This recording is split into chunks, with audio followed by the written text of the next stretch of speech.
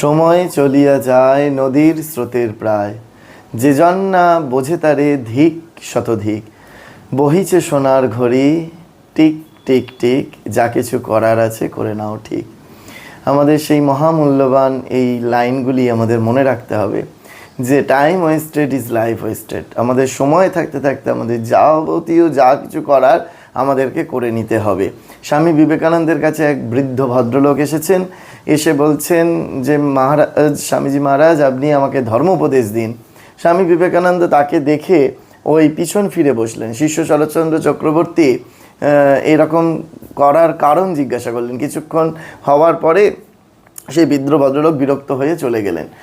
চলে যাওয়ার পরে যখন শরৎচন্দ্র চক্রবর্তী জিজ্ঞেস করছেন যে স্বামীজি, আপনি তো এত দেশ বিদেশে সকলকে ধর্ম উপদেশ দিয়ে এলেন, কিন্তু এনাকে কিছু বললেন না কেন? স্বামী বিবেকানন্দ বললেন, এনার 3 কাল গিয়ে 1 কালে ঠেকেছে, একে বলেও আর কিছু হবে না। সেই জন্য আমাদের বারবার করে মনে রাখতে হবে যে আমরা যেন সময় থাকতে থাকতে তার সৎ ব্যবহার করে আমরা ভগবানকে ডেকে নিই আমাদের জীবনে, সেই অর্থ উপার্জনের জন্যই হোক, ভগবান লাভের জন্যই হোক, আমরা যেন সেই সময়টিকে যথোপযুক্তভাবে কাজে লাগাই।